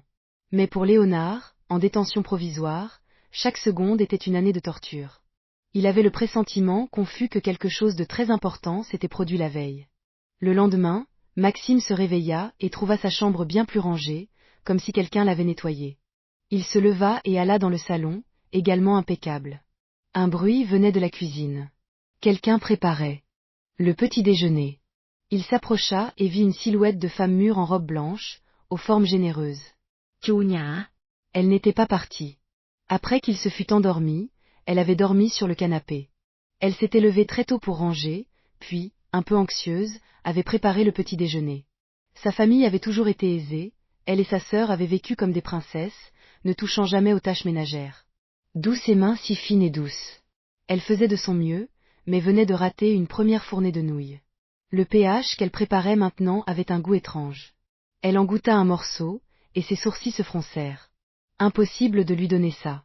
Non seulement il ne libérera pas Léonard, mais il ne me laissera pas partir non plus. Elle s'apprêtait à jeter le pH. Pourquoi le jeter? La voix calme de Maxime retentit derrière elle. Elle sursauta, coupable, posant une main sur sa poitrine impressionnante. Ce n'est pas très bon. Laisse-moi goûter. J'ai faim. Il fit un geste de la main. Elle sentit qu'elle devait le prévenir, sinon c'est elle qui en paierait le prix. Elle devait absolument améliorer son image auprès de lui. Ou peut-être pas. Alors, qu'est-ce que je mange? Il avait bien vu qu'elle ne savait vraiment pas cuisiner. Alors, je vais t'en acheter tout de suite. Elle voulait lui montrer sa bonne volonté, mais c'était raté. Elle savait cuisiner un peu, mais cette fois, c'était vraiment immangeable. Qu'est-ce que tu veux manger? Demanda-t-elle doucement. Elle troqua ses pantoufles pour des talons hauts, ses pieds petits et fins d'un blanc de jade. Son geste était d'une grâce émouvante. Un bol de pH, ce sera bien, dit-il en la regardant. D'accord. Elle sortit rapidement. Mais à peine sortie, elle revint en courant. Haletante, elle lui demanda, comment on ouvre la grande porte en bas. Il y a un bouton rouge à droite de la porte. Bien. Elle repartit en courant. L'escalator étant éteint, elle dut descendre prudemment. En voyant les machines au 2e étage, elle ne put s'empêcher de jeter un œil. Plus de la moitié étaient endommagées, certaines complètement détruites. C'était l'œuvre de son bon à rien de fils. Ces machines n'avaient pas l'air bon marché, surtout les plus grosses. Elle avait appris par un oncle au poste de police que les dommages s'élevaient à plus de 10 000. C'était plus grave que prévu. Léonard avait dû faire des repérages pour savoir comment les détruire d'un seul coup. Elle soupira et descendit rapidement. 10 minutes plus tard, elle revint avec un bol de pH, du lait et des œufs. Il n'avait demandé qu'un pH, mais un peu plus ne pouvait pas faire de mal. Elle posa le tout devant lui. Tu ne manges pas? Elle secoua la tête. Pas faim. Mange ça.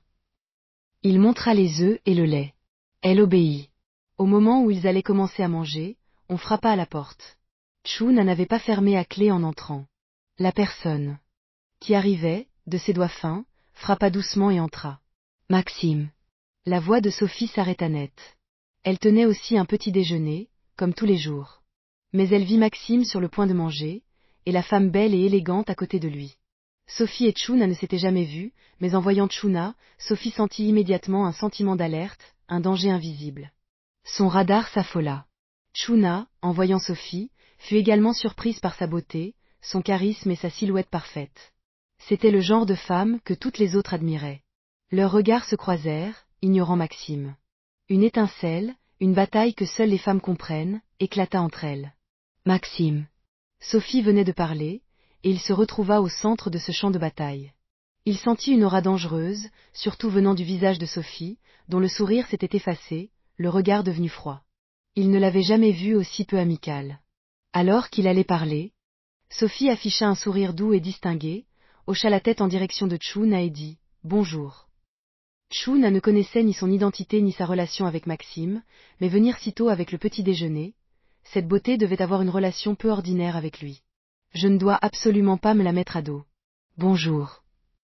Elle sourit gentiment en retour. Je suis la secrétaire de M. le président Tran, Sophie Morel. Sophie précisa elle-même son statut. Chuna ne changea pas d'attitude. Je suis Chuna. Elle ne savait pas comment se présenter. Elle regarda instinctivement Maxime, ses yeux clairs disant « Comment je me présente? Je suis aussi la secrétaire du patron. Oui, je suis en charge de sa vie quotidienne. MMH, une secrétaire de vie. » Alors qu'il allait l'aider, Chuna, intelligente, s'était elle-même attribué un poste. Elle le regarda prudemment, espérant qu'il ne soit pas fâché. Son visage était impassible. Secrétaire de vie. Les sourcils fins de Sophie se haussèrent. Elle regarda Maxime. Le patron travaille si dur, il a bien besoin d'une secrétaire de vie. Je compte sur vous, secrétaire Chou. Mais tout en disant cela, son regard était fixé sur Maxime. Sophie n'est pas fâchée? Non, elle est jalouse. TSK, sa jalousie est vraiment particulière. Il sentait le vinaigre qu'elle essayait de dissimuler. Alors, je ne dérange plus le patron, et ça, secrétaire de vie. La dernière phrase était pleine d'acidité. Elle avait fait de son mieux, mais n'avait pas pu se retenir. Ne pas le dire l'aurait étouffée toute la journée. Elle se tourna pour partir. Sophie, et ce PH, il n'est pas pour moi. Sa voix se fit plus faible, car elle s'était arrêtée et le regardait, un sourire aux lèvres, mais un sourire plein de lame de vinaigre. Patron, je pense que vous devriez manger ce que votre secrétaire de vie vous a acheté. Elle partit, un sourire malicieux aux lèvres. Elle savait qui était Tchouna, la mère de Léonard. Elle voulait mettre un peu la pression sur Maxime. Et si cette Tchouna réussissait à le séduire? Après tout, elle était très attirante. En repensant à l'air paniqué de Maxime, elle trouvait ça amusant. Elle avait passé l'âge des querelles d'adolescente, mais un peu de jalousie, elle ne pouvait pas le nier. Maxime la regarda partir, un peu coupable. Il se tourna et vit Tchouna qui le regardait avec des yeux pleins d'excuses. Elle avait un air pitoyable.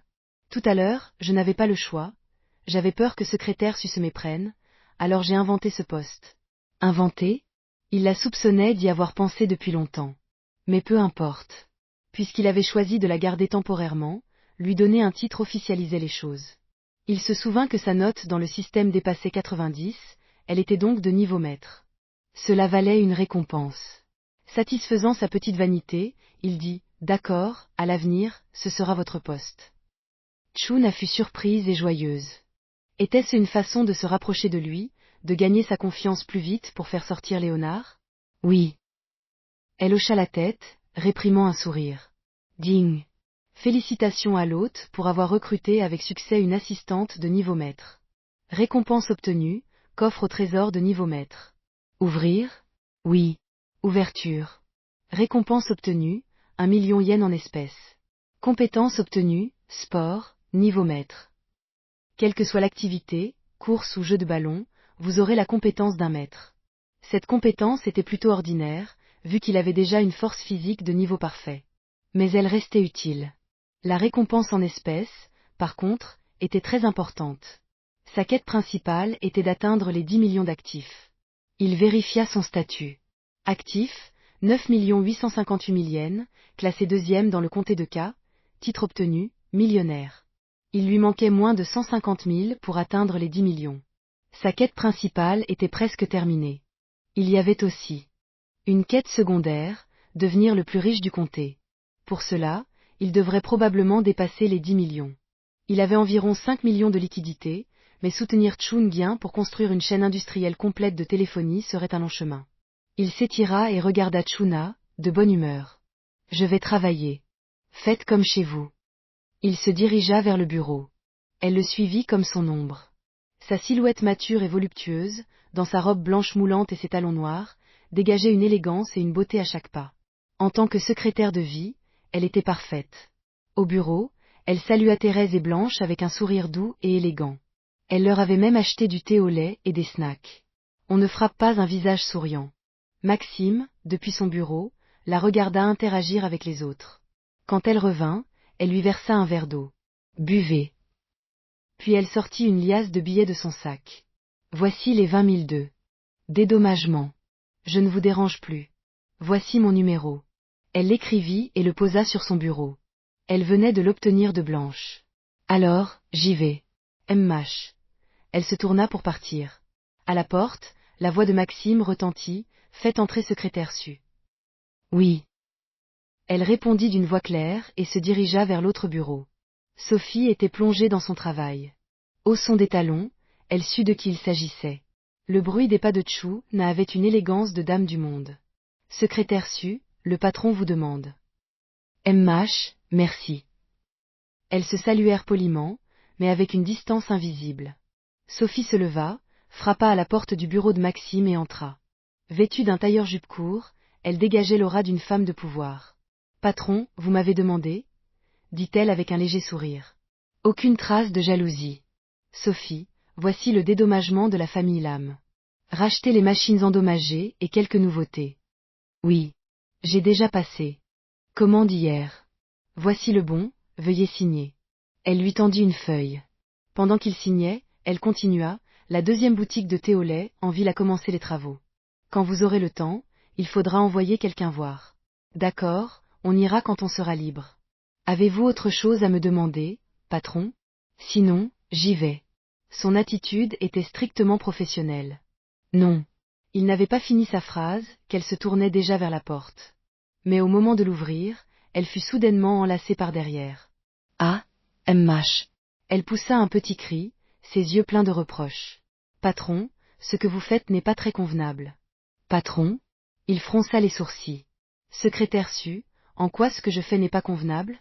À votre avis? Il hocha la tête. C'est vrai que ce n'est pas très convenable. Elle ne s'attendait pas à ce qu'il soit d'accord. Elle laissa échapper un grognement un peu hautain. Tu sais que ce n'est pas bien et tu mâches. D'une main sur sa taille, il la plaqua contre la porte, étouffant ses paroles pleines de vinaigre. Son visage s'empourpra. Encore cette technique. Quand il n'a plus d'arguments, il utilise ça. Et le pire, c'est que ça marche à chaque fois. 10 minutes plus tard, sa jalousie s'était dissipée. Fais attention, BNG et les autres pourraient te voir. Tu as un courage monstre. Elle jeta un coup d'œil par la fenêtre, paniquée. Elle avait vraiment peur d'être découverte. Sophie, pourquoi votre visage est-il si rouge? Demanda-t-il, faussement innocent. Furieuse, elle frappa sa main qui tenait sa taille. Tu le sais très bien. Lâche-moi, je dois travailler. Il la relâcha à contre-cœur. Va vite en ville. Faites attention sur la route. Ah! Avant qu'elle n'ait fini, il profita encore d'elle. Elle lui lança un regard honteux et s'enfuit du bureau, le visage en feu. Leur échange était un parfait exemple de flirt. Il la regarda partir, un sourire aux lèvres, puis descendit et prit la route de la ville. La boutique de thé au lait, à côté du 3e GKD, était en pleine effervescence. C'était encore Lao Vu qui dirigeait les travaux. Il avait acquis de l'expérience et son travail satisfaisait pour l'instant les exigences de Maxime. Président Tran. Il le salua avec un sourire honnête. Vous êtes là. On suit la même décoration que pour le premier magasin. Maxime entra. La disposition était similaire, mais il y avait des choses à changer. Le comptoir, faites-le entièrement fermé. L'aire de repos, un peu plus spacieuse. Et à l'arrière, on peut mettre une étagère à livres. Lao Vu notait tout méticuleusement. Ne vous inquiétez pas, on fera tout comme vous avez dit. Mh, merci à tous. Il passa au GKD d'Axe en grave côté. C'était toujours aussi populaire auprès des jeunes. Une voix claire et douce l'appela. Il se retourna. C'était Elsie Tantin. Sa silhouette grande et élancée, ses longues jambes, son apparence exceptionnelle et son charisme à la fois intellectuel et sensuel la rendaient inoubliable. Lục Thanh Thiển. Il fronça les sourcils. Vous venez manger? Oui, je viens presque tous les jours. Je suis une cliente super fidèle, dit-elle en relevant son menton fin. Merci pour votre soutien. De rien. Vous ne m'avez pas aidé, la dernière fois? Elle se dirigea vers le comptoir. Qu'est-ce que vous voulez manger? C'est moi qui invite. Si généreuse? Vous ne voulez pas encore que je vous serve de bouclier, j'espère? Elle se figea, ses lèvres s'entr'ouvrant de surprise. Comment vous savez? Maxime, au secours. Il se tourna pour partir, mais elle l'attrapa par le bras. Aïe, ne partez pas si vite, président Tran. Sa voix de déesse devint soudainement douce et suppliante. Comment ça, déesse et Loli à la fois? Elle reprit son sérieux. Venez, mangeons d'abord. J'ai quelque chose de très important à vous dire. Très important? Intrigué, il la suivit jusqu'à une table près de la fenêtre. Dites-moi, quelle est cette affaire si importante? Elle se pencha vers lui, un léger parfum flottant dans l'air. Vous avez un concurrent. Un concurrent. Ses yeux brillaient d'intelligence. Le magasin d'Axe en grave, côté va ouvrir une boutique de boissons. On dit qu'elle est très populaire dans le comté de K. S'il s'installe juste à côté de vous, ce n'est pas pour vous piquer vos clients? Cette information vaut de l'or, non? Maxime, je vous remercie vraiment de m'avoir donné cette information cruciale. Mais son sens des affaires semble un peu défaillant. Il répondit d'un simple « oh ». Mécontente de son indifférence, elle insista, « Vous ne le prenez pas au sérieux? Faites attention, il va vous piquer tous vos clients. Un soldat arrogant est voué à la défaite, vous ne comprenez pas? Elle cite même l'art de la guerre maintenant. Elle a vraiment beaucoup lu. Qu'il les pique, alors. » Son visage s'empourpra de colère. En tant qu'enseignante, elle ne supportait pas ce genre d'élève qui refuse d'admettre ses erreurs. Enfant difficile. Bois pourri. Le bois pourri ne peut être sculpté. Mais avant qu'elle ait fini, Lao Vu entra. En voyant Maxime, il se dirigea directement vers lui. L.C. Tantin le reconnut. C'était de lui qu'elle tenait ces informations. C'est le contremaître de l'autre côté. Vous ne me croyez pas? Allez lui demander vous-même. Avant qu'elle ait fini, Lao Vu s'approcha en souriant.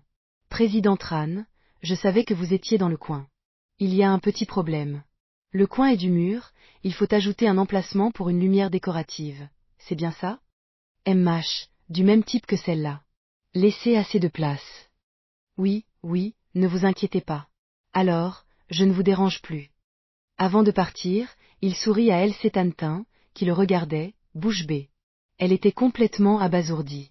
Comment l'a-t-il appelé? Président Tran? Lui.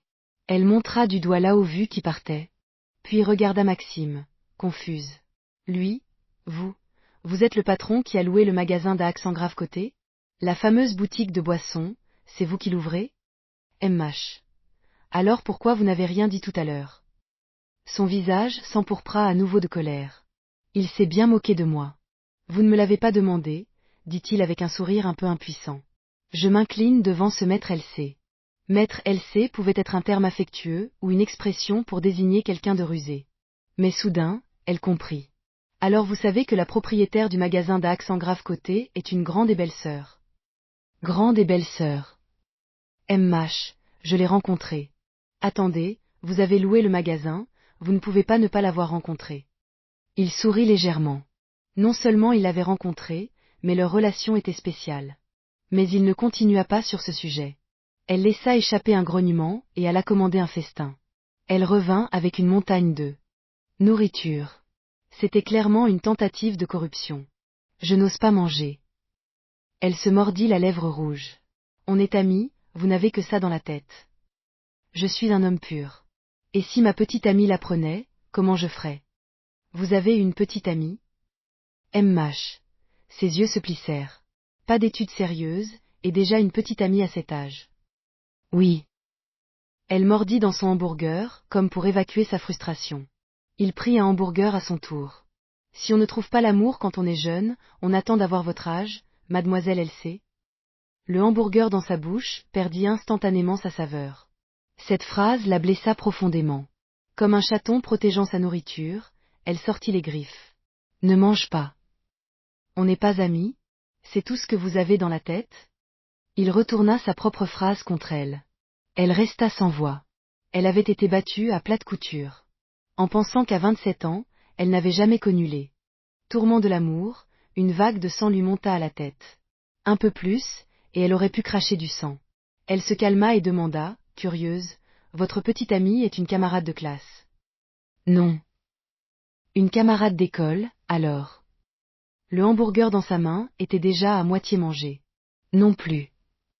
Ni camarade de classe, ni d'école. Ne me dites pas que c'est votre prof? Dit-elle, sarcastique. Il prit une cuisse de poulet. Mademoiselle LC, ce genre de choses, on ne le dit pas à la légère. Si vous ne voulez pas le dire, c'est comme si quelqu'un voulait absolument savoir. Il sourit et finit les frites. Quand elle eut fini son hamburger, il la regarda, l'air absent. Un patron comme vous, c'est vraiment bien. Elle lui fit un pouce en l'air en serrant les dents. J'y vais. Elle partit, furieuse. Il la regarda partir et rota. J'ai peut-être été un peu méchant. Les jours suivants, il resta en ville pour superviser l'achèvement des 2 boutiques de thé au lait. Le deuxième jour, Chuna, apprenant qu'il était là, se précipita pour lui éviter les allers-retours. Elle lui proposa de passer la nuit chez elle. Elle teste son patron? Il réfléchit et accepta, principalement parce qu'une pluie torrentielle s'abattit ce soir-là, rendant la conduite presque impossible. Il conduisit lentement jusqu'à l'adresse qu'elle lui avait donnée. C'était une résidence de luxe, rare pour l'époque. En arrivant, il vit une silhouette de femme mûre et élégante l'attendre sous le porche. C'était Tchuna. Sa silhouette voluptueuse, sa beauté de dame du monde, sa peau blanche, tout en elle était au sommet de la féminité. Elle portait un jean moulant et un t-shirt blanc, une tenue simple mais qui ne pouvait cacher ses formes incendiaires. En voyant sa voiture, elle courut vers lui avec un parapluie. Elle ouvrit la portière passager et s'installa. Patron. Elle était essoufflée, sa poitrine se soulevant de manière impressionnante. Ses cheveux étaient mouillés, son t-shirt aussi. Pourquoi vous attendiez à l'entrée? J'avais peur que vous ne trouviez pas la maison. Sa voix douce était particulièrement attachante. Elle le guida. La pluie ne montrait aucun signe de faiblesse. Arrivée en bas de chez elle, elle descendit la première et vint l'attendre avec le parapluie. Elle prenait son rôle de secrétaire de vie très au sérieux. Il sortit, et elle le protégea de la pluie. Mais son parapluie était un peu petit, et pour le couvrir, elle dut se presser contre lui. Son parfum, un mélange de parfum corporel naturel et d'eau de Cologne, était enivrant. Ils montèrent au 2e étage. Elle le précédait, ses hanches se balançant. Son dos était magnifique. Mais il remarqua que la moitié de son corps était trempée. Elle l'avait protégé au détriment d'elle-même. En haut, elle ouvrit la porte. Elle n'avait pas de pantoufles pour lui. Elle vivait seule. Léonard et son père étaient inséparables. Léonard vénérait son père et son statut de grand frère du milieu. Il avait reproduit ce modèle à l'école, s'entourant de laquais et agissant en tyran. Tchuna avait essayé de le raisonner, mais en vain. Il avait fini par l'éviter. Et voilà où il en était. Elle lui tendit ses propres pantoufles. Celle-ci, ça ira. Il regarda les pantoufles féminines. Ça ira. Elle poussa un soupir de soulagement et s'accroupit pour lui déchausser, comme une humble servante des temps anciens. Quelle est votre pointure, patron? 44. Il mesurait un m 82. Elle, un m 68, devait faire du 38. Il ne pouvait y glisser que la moitié de son pied. C'était un peu ridicule. Elle ne put s'empêcher de sourire. Elle se promit de lui en acheter une paire. Le sol est propre, vous pouvez aussi ne pas en mettre. Il regarda le sol impeccable. Alors, je n'en mets pas. La salle de bain est par là. Prenez une douche, vous dormirez mieux. MMH. Elle alla dans sa chambre et revint avec une serviette de bain rouge. C'est la mienne. Il n'y a que mes affaires ici. Et avec cette pluie, je n'ai pas pu en acheter. Il l'a pris. Pas de problème, je ne suis pas difficile. Vraiment? Elle se mordit la lèvre, agacée mais sans pouvoir le dire. Dans la salle de bain, un léger parfum féminin flottait. Après sa douche, il se sentit beaucoup mieux. La serviette sentait aussi bon, son parfum corporel. C'était bien la sienne. Il toussa, l'accrocha et sortit. Il n'y avait personne dans le salon. Un bruit venait de la cuisine. Il alla voir. Tchuna préparait à manger. Il se souvint de son plat raté du matin. Qu'est-ce que vous faites? Il est tard, vous devez avoir faim. Je vous prépare des nouilles. Sa voix manquait d'assurance. C'était le plat qu'elle maîtrisait le mieux, mais sans garantie. Si ça ne collait pas, c'était déjà une victoire. Il regarda ses vêtements encore humides. Allez d'abord prendre une douche, ne tombez pas malade. Un sourire illumina ses yeux. Il s'inquiète pour moi. D'accord. Les nouilles sont presque prêtes. Surveillez juste la fin. Elle partit, joyeuse, vers la salle de bain. Il regarda son dos et sourit. Si facile à rendre heureuse.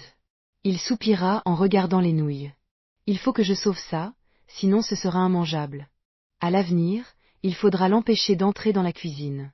Il s'y connaissait. La cuisson était cruciale. Avec sa compétence de chef, il maîtrisait tout. Un instant plus tard, elle sortit de la douche en nuisette de dentelle noire, sa peau blanche contrastant vivement. Une odeur délicieuse flottait dans l'air. Son appétit s'éveilla. Elle vit le bol de nouilles sur la table. Mes nouilles? Si parfumées. Je suis vraiment douée. Elle se sentit très fière. Elle s'approcha. Il y avait de la ciboulette verte. L'odeur était encore plus alléchante. Elle était sûre que c'était son œuvre. Maxime sortit de la cuisine avec un autre bol. Manger. Il s'assit à côté d'elle.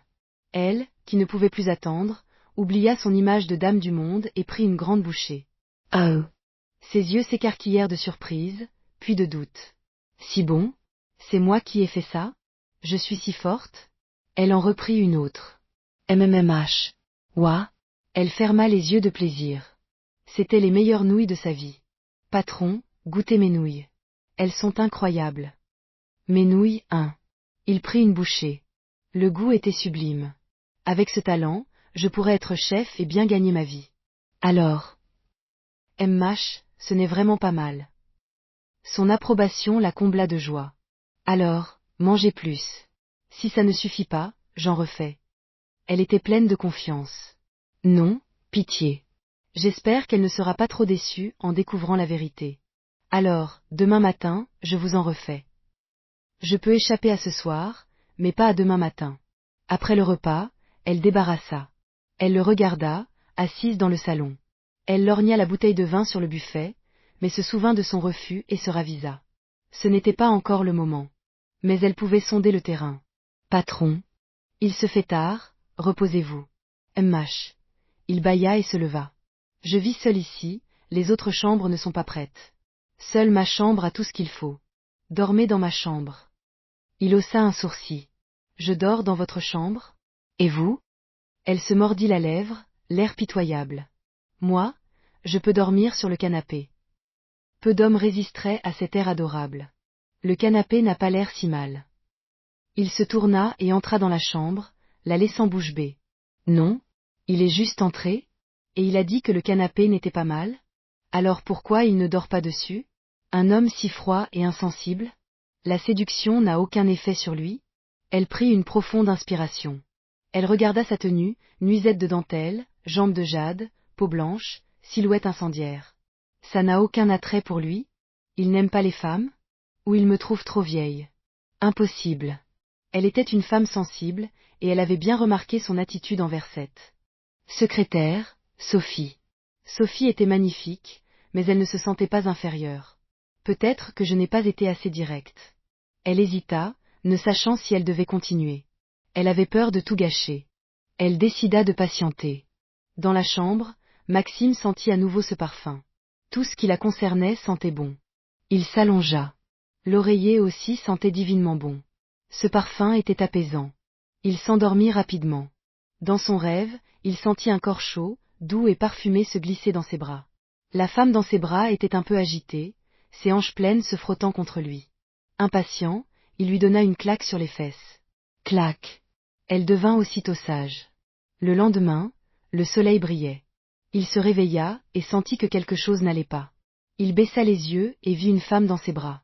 Chu Nhã. Il la regarda, surpris. Elle se réveilla aussi.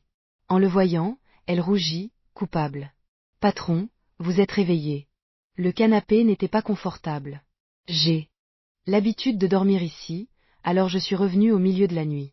Maxime, je vais vous préparer le petit déjeuner. Avant qu'il ne puisse protester, elle se leva et sortit. Il se souvint de son rêve. Ce n'était pas un rêve? Je l'ai vraiment frappé? Difficile à dire. Pendant ce temps, Chuna fredonnait joyeusement un air à la mode, conte de fées. En pensant à la nuit dernière, à la claque, ses fesses devinrent chaudes, un souvenir gravé dans sa mémoire.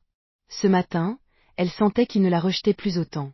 Elle espérait que son petit déjeuner améliorerait encore son image.